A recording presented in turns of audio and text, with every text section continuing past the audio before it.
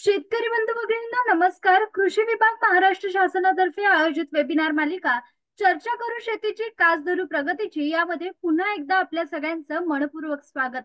शेतकरी बांधवांनो, आपल्या महाराष्ट्रात सुमारे 41 लाख हेक्टरवरती सोयाबीनचं पीक घेतलं जातं. एक खात्रीशीर उत्पन्न देणारं खरीप पीक म्हणून सोयाबीनकडे पाहिलं जातं. पण या सोयाबीन पिकावर विविध कीड आणि रोगांमुळे, त्याच्या प्रादुर्भावामुळे उत्पन्नात घट होते आणि शेतकऱ्याला आर्थिक तोटा सहन करावा लागतो. शेतकऱ्याला हाच आर्थिक तोटा सहन करावा लागू नये या उद्देशानं आजचा आपला वेबिनार मालिकेचा विषय आहे सोयाबीनवरील कीड व रोगाचे एकात्मिक कीड व रोग व्यवस्थापन. आणि या संदर्भात मार्गदर्शन करण्याला आपल्याला लाभले सन्माननीय डॉक्टर मुंजे सर. नमस्कार सर. नमस्कार मॅडम. खूप खूप स्वागत आपलं. धन्यवाद सर सहयोगी प्राध्यापक म्हणून कार्यरत आहेत अकोला येथे. आता मी सरांना विनंती करते की कृपया त्यांनी त्यांच्या मार्गदर्शनास सुरुवात करावी. नमस्कार शेतकरी मंडळींनो, आपण या मालिकेमध्ये आपण सहभाग घेत आहे त्याच्याबद्दल तुमचं अभिनंदन. तसंच ज्या ही टीम हे घडवून आणते आहे त्यांचंही मी अभिनंदन करतो. आणि अतिशय चांगला हा स्तुत्य असा उपक्रम महाराष्ट्र शासनाने हाती घेतलेला आहे. मित्र, आपण पाहतोय की दिवसेंदिवस सोयाबीनची लागवड म्हणजे त्याचं क्षेत्र हे वाढत चाललेलं आहे आणि लोकांचा या पिकाकडे विशेषतः कल पण वाढत जात आहे. याचं मुख्य कारण असं की हे पीक 95 ते 110 दिवसात येते, कोरडवाहू पीक आहे. आणि दुसरं म्हणजे या पिकानंतर तुम्हाला दुसरं सुद्धा पीक घेता येते. त्यामुळे शेतकऱ्यांचा या पिकाकडे विशेष कल आहे.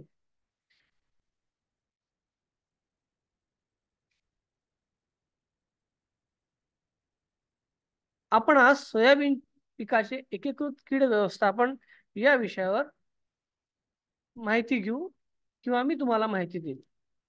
सोयाबीन या पिकापासून तुम्ही पाहून झाले या स्लाइड मध्ये असे 100 विविध प्रकारच्या पदार्थ बनतात.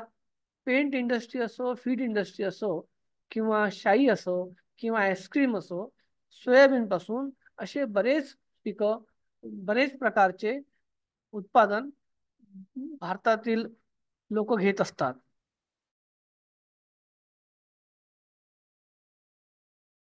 मुद्रा देणारं पीक याच्यासाठी आहे की सोयाबीनचं ऑइल काढल्यानंतर जी ढेप राहते, ज्याला DOC म्हणतात, डी ऑइल केक म्हणतात, तिला आंतरराष्ट्रीय बाजारामध्ये फीड इंडस्ट्रीमध्ये जनावरांच्या खाद्यासाठी तिला अत्यंत मागणी आहे. नंतर राहिलेलं जे तेल आहे ते आपण आपल्या भारतामध्ये दैनंदिन जीवनामध्ये खाण्यासाठी वापरतो.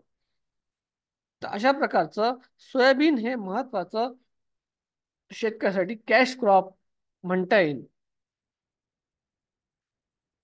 या सोयाबीनच्या वाढीच्या विविध अवस्था आहेत. VE म्हणजे इमर्जन्स पासून तर R8 म्हणजे कापणीपर्यंतच्या अवस्था आहे. यामध्ये V1 to V4 याला व्हेजिटेटिव्ह फेज म्हणतात आणि V5 R1 to R7 R8 पर्यंत फ्रुटिंग फेज म्हणतात. आता आपण पाहतोय की सगळेजण क्लायमेट चेंज हा प्रत्येकजण चर्चा करत असतात.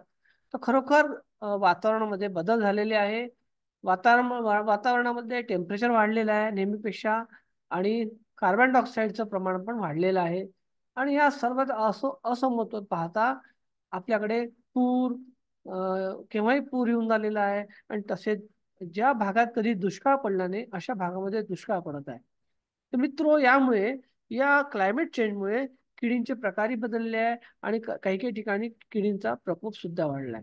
आता आपण सोयाबीनच्या सर्व वेगवेगळ्या किडींबद्दल आपण माहिती घेऊ आणि त्यांना कसं प्रमाणे नियंत्रणात ठेवायचं आणि त्यांचं एकीकृत IPM इंटिग्रेटेड पेस्ट मॅनेजमेंट एकीकृत व्यवस्थापन कसं करायचं याचा सुद्धा आपण आता पुढच्या स्लाइड मध्ये विचार करू. खोडमाशी ही सोयाबीन मध्ये सतत येणारी, अशी दरवर्षी येणारी आणि सारख्याच प्रमाणात किंवा आणखीन जास्त प्रमाणात येणारी महत्वाची कीड आहे. खोडमाशी म्हणजे ही किड्यांच्या माशी या गटातली कीड आहे. अत्यंत सूक्ष्म अशी ही एक काळ्या रंगाची माशी असते आणि याचा जी प्रौढ माशी आहे ती चमकदार काळ्या रंगाची असते आणि पानाच्या पेशीत फिक्कट पिवळसर अंडी घालते. अंडी घातल्यानंतर 3-4 दिवसांनी त्या अंड्यातून एक अत्यंत लहान लार्वा अळी ही बाहेर पडते आणि ती सोयाबीनच्या खोडामध्ये एंट्री करते. उदाहरणार्थ हे तुम्हाला मी झाड दाखवत आहे. या झाडामध्ये इथून अंडे दिल्यानंतर ती हळूहळू खालती येते आणि खोडामध्ये ती प्रवेश करते. हे आहे सोयाबीनचं रोपटं किंवा झाड. तर आणि ते दिल्यानंतर ही अळी या सोयाबीनच्या, आता तुम्हाला एक खोड दिसत असेल, या या खोडाला या खोडामध्ये एंट्री केल्यानंतर हे खोड अशी पोखरत पोखरत पोखरत पोखरत झिगझॅग करत या ह्याच्यातला खोडामधला संपूर्ण मलिदा ती खाऊन टाकते. एका याच्यामध्ये एक अळी राहते. ही खोडमाशी, कारण की खोडामध्ये राहते म्हणून याला खोडमाशी म्हणायचं.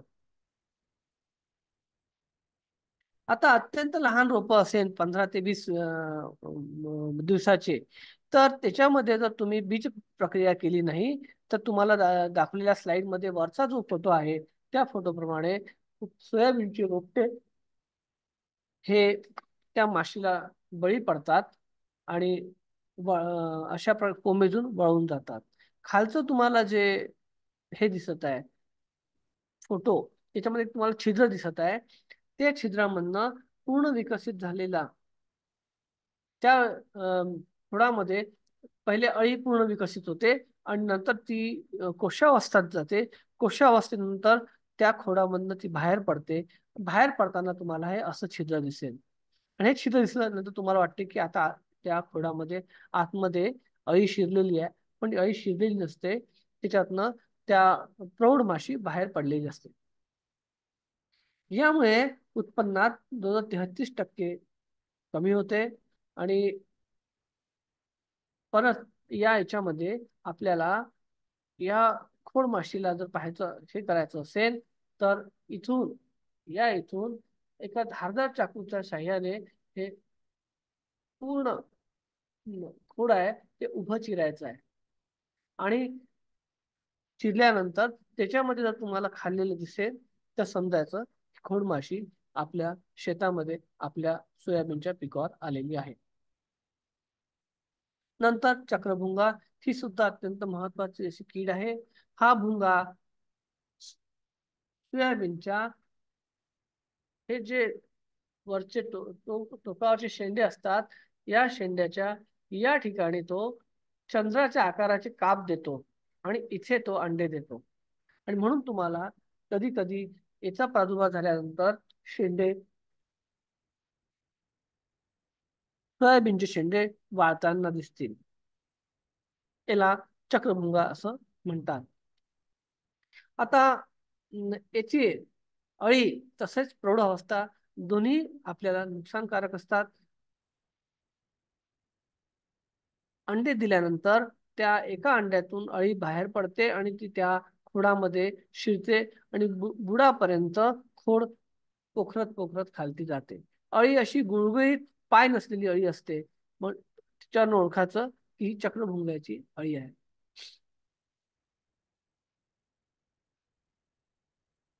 तुडतुडे तुडतुडे आपण याला इंग्लिशमध्ये जासिड म्हणतात. हे फिक्कट हिरव्या रंगाचे असतात, पाथरीच्या आकाराचे असतात. याच्यातले प्रौढ आणि पिल्ले दोन्ही अवस्थेमध्ये पिकातील रस शोषतात, त्यामुळे पाने पिवळी पडतात व पान वरच्या भागाला असं वक्र झालेलं पान दिसते. उत्पन्नात याच्यामुळे 21 ते 35% घट झालेली वैज्ञानिकांना आढळून आलेली आहे. आता पांढरी माशी ही रस शोषण करणाऱ्या अळीमधील अत्यंत महत्वाची अशी कीड आहे. याचे परिणाम शेतकऱ्याला दूरगामी परिणाम भोगावे लागतात आणि ज्यावेळी खरीप सीझन मध्ये एक 15 ते 20 दिवसाचा पावसाचा खंड असेल खंड म्हणजे त्या 15 ते 20 दिवस पाऊसच नाही पडला, तर उष्णता वाढलेली असते आणि त्यामुळे ही माशी हिची संख्या अचानक वाढते आणि पाऊस पडत नाही. तर अशी ही प्रौढ माशी फिक्कट हिरव्या रंगाची असते. हे पानातील रस शोषण करतात, त्यामुळे पिकाची वाढ खुंटते. याचा प्रादुर्भाव अधिक झाल्यास फुले व शेंगा गळतात. या माशा या आपल्या शरीरातून साखरेसारखा चिकट पदार्थ बाहेर टाकतात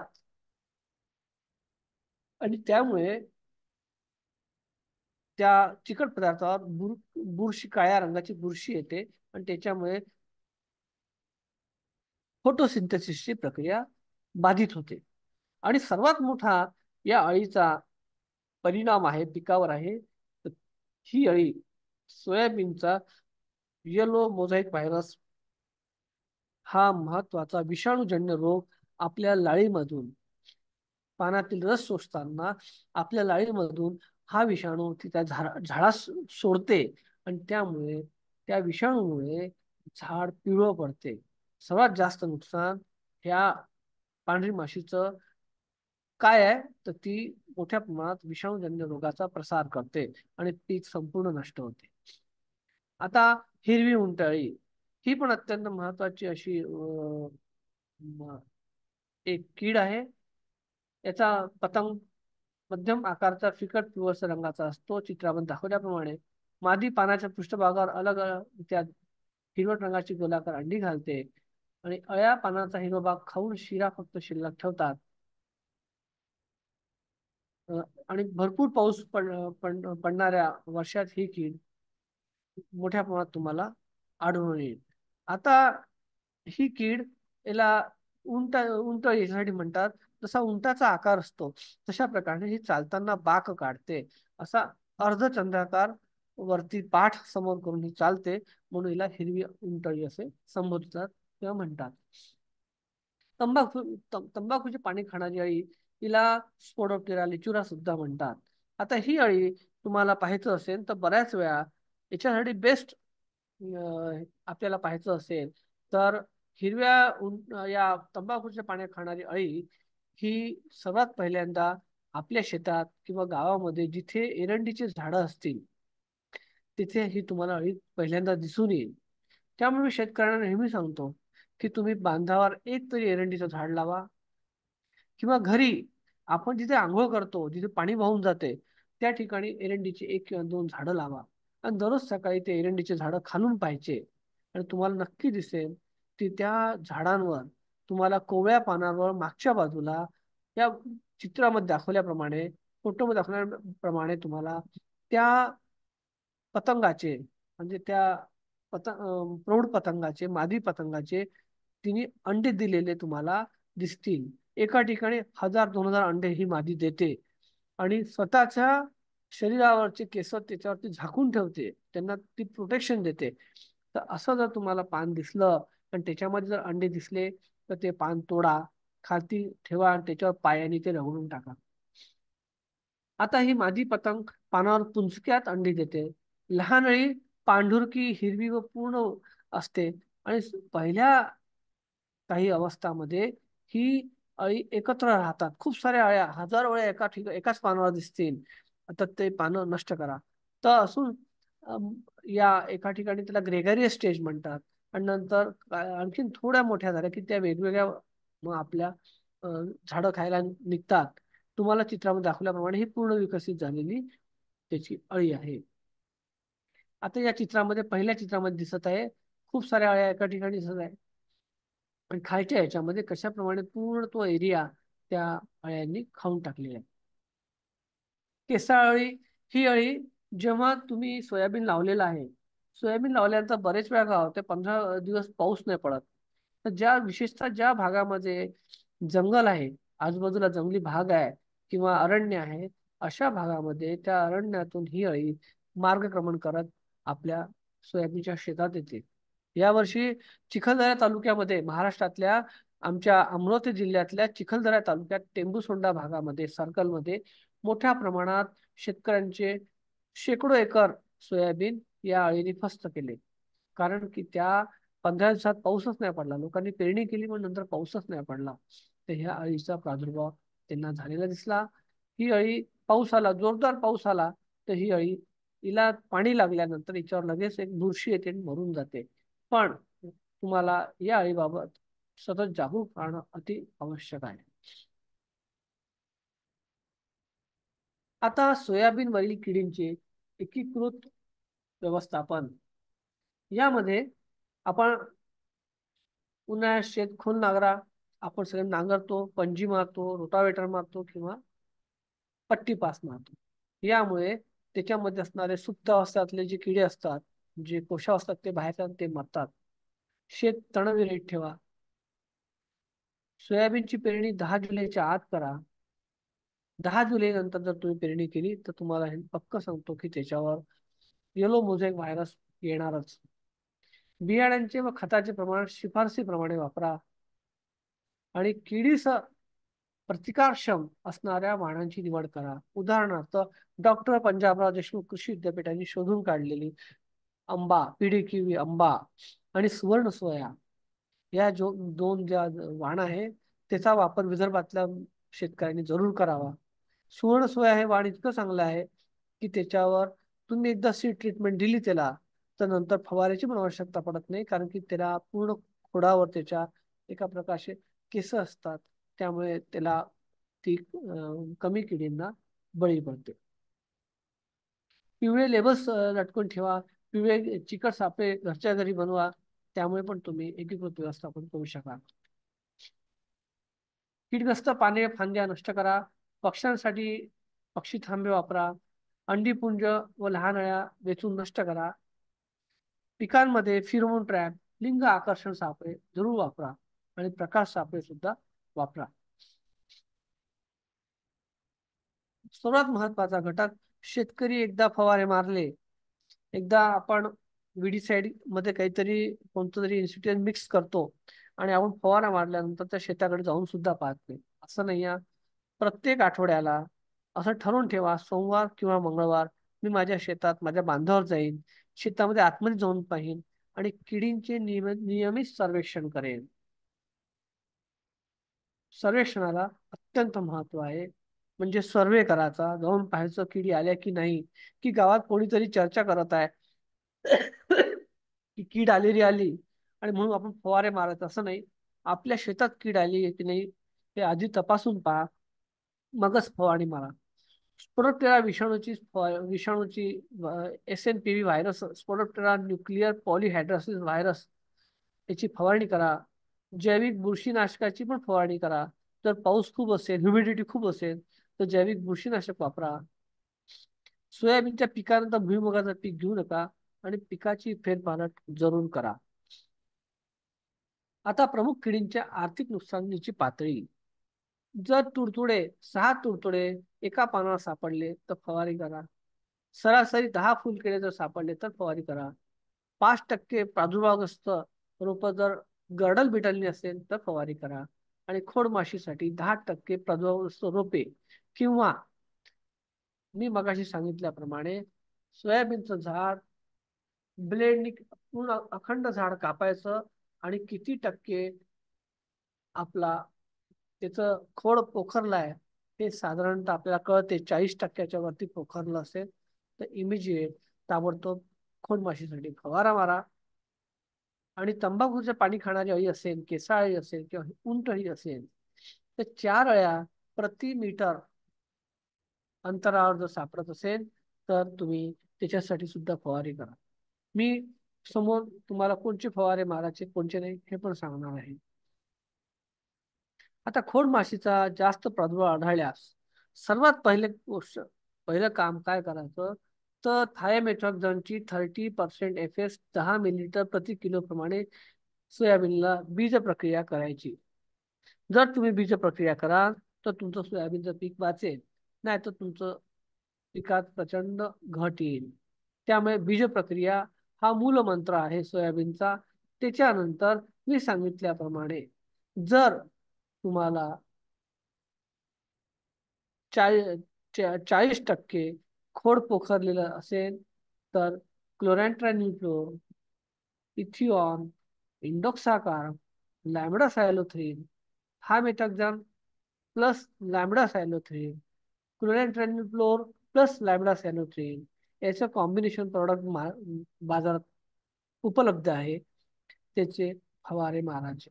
आणि फवारा मारताना एक गोष्ट सगळ्या शेतकरी लक्षात ठेवायची, केंद्रीय कीटकनाशक बोर्डाने जे तुम्हाला शिफारसी केल्या आहे तेच फवारे मारा, तेच कीटकनाशक मारा, तेच बुरशीनाशक मारा किंवा तेच तणनाशक मारा. आपल्या मनाने कोणी काही सांगत आहे म्हणून कोणताही फवारा मारू नका, नाही तर पीक जळेल. चक्रभुंगा या किडीचा प्रादुर्भाव आढळल्यास आपल्याला हे इन्सेक्टिसाइड जे नावं दिले आहे त्याप्रमाणे तुम्हाला त्याची वेगवेगळे मॉलिक्युल्स हे आपण वापरा. नक्की तुम्हाला त्याचे चांगले रिझल्ट मिळतील. एकच एक कीटकनाशक दुसऱ्यांदा रिपीट करू नका. एका वेळी एक मारलं, समजा तुम्ही क्लोरॅन्ट्रॅनिफ्लोर हे मारलं, तर परत दुसरा फवारा तो मारू नका. मॉलिक्यूल बदलवा, कीटकनाशक बदलवा. पाने खाणाऱ्यांचा प्रादुर्भाव आढळल्यास सर्वात पहिले 5% लिंबोळी अर्क मारा. तो घरच्या घरी बनवा किंवा निंबोळ्या विकत आणायच्या आणि 5%, 100 किलोला 5% म्हणजे 5 किलो लिंबोळ्याच्या लिंबोळ्या आणायच्या, त्या भिजत टाकायच्या आणि मग त्याला बारीक कुटून त्याचा रस काढून त्याचा फवारा मारायचा. नंतर बॅव्हरिना बॅसियाना म्हणून एक बुरशी आहे, ती पण मारू शकता. किंवा ॲझाडिरिक्टिनचं 1500 ppm अवेलेबल आहे, ते पण आपण मारू शकता. आता पांढरी माशीचा पण आपण प्रादुर्भाव आढळला तर 5% निंबोळी अर्क मारा. फुलकिड्यासाठी पण आपण 5% मारा. मावा कीटकासाठी 5% मारा. आणि तुडतुड्यासाठी इमिडाक्लोप्रिड 48 FS या कीटकनाशकाची 1.25 ग्रॅम प्रति किलो बियाणे बीज प्रक्रिया पण आपण करू शकता. पांढऱ्या माशीसाठी लेबल क्लेम मध्ये कोणतंच कीटकनाशक नसल्यामुळे मी इथे ते दिलेलं नाहीये. आता उपद्रवग्रस्त झाडे व अळ्या नष्ट करा. अंडीपुंजी नष्ट करा. मोठ्या अळ्या हाताने गोळा करून नष्ट करा.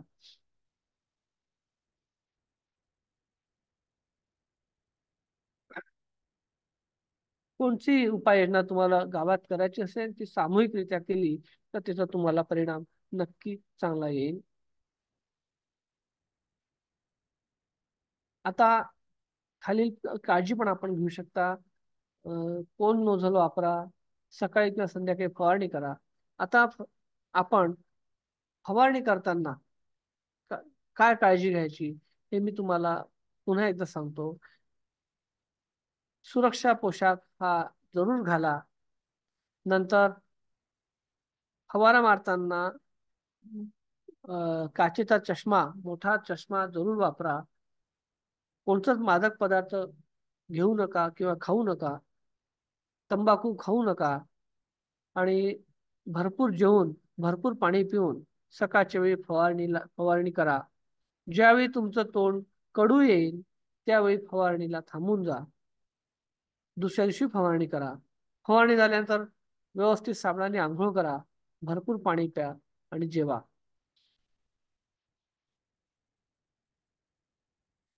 पिवळ्या कीटक पिवळ्या सापळ्यांचा उपयोग करा. पायरेथ्राईड या गटाच्या कीटकनाशकाचा वापर हा पांढऱ्या माशीसाठी चुकूनही करू नका, वापरू नका. अशा प्रकारे मित्रो, मी तुम्हाला सोयाबीनचं एकीकृत कीड व्यवस्थापन याच्यावर माहिती दिलेली आहे. तुम्हाला काही प्रश्न असतील तुम्ही ते मला नंतर विचारू शकता. आणि या कामामध्ये मला कृषी खात्याची जी पुण्याला बसलेली टीम आहे त्यांनी मला विशेष सहकार्य केलं, त्यांचे मी आभारी आहे. आणि त्यांनी मला वेळात वेळ काढून मला वेळ दिला त्याच्याबद्दल मी त्यांचं, आणि मला काही त्यांनी चांगल्या सूचनाही केल्या त्यांचे मी आभारी आहे. धन्यवाद. खूप खूप धन्यवाद सर दिलेल्या सविस्तर अशा मार्गदर्शनासाठी. शेतकरी बंधूंना सरांनी सांगितलेली माहिती जर आपण अंमलात आणली तर नक्कीच आपल्याला आपल्या उत्पन्नात त्याचा फरक जाणवेल. बऱ्याचदा सरांनी सांगितलं तसं आपण पीक निरीक्षण करत नाही. पिकाची लागवड झाल्यानंतर, पेरणी झाल्यानंतर पीक थोडं मोठं झालं की आपण त्यात जात नाही. त्यामुळे निरीक्षण न केल्यामुळे आपल्याला एक्झॅक्ट प्रॉब्लेम काय आहे पिकाचा ते कळत नाही आणि आपण इतर वेगळ्या गोष्टींची फवारणी करतो आणि त्यामुळे पिकाचं अजून नुकसान करून घेतो. म्हणून आपल्या पिकाची पाहणी करणं हा एक महत्वाचा भाग सरांनी सांगितलाय. तर तुर्तास आपल्या आजच्या वेबिनार मालिकेमध्ये वेळ होती आहे ते थांबण्याची. सरांचे पुन्हा एकदा धन्यवाद की अत्यंत सोप्या भाषेमध्ये त्यांनी आपल्या समोर ही कीड आणि रोगांची एवढी किचकट माहिती आपल्या सगळ्यांना सांगितली. त्याबद्दल पुन्हा एकदा सरांचे धन्यवाद. तुर्तास या वेबिनार मालिकेत थांबूया. नमस्कार. नमस्कार, धन्यवाद.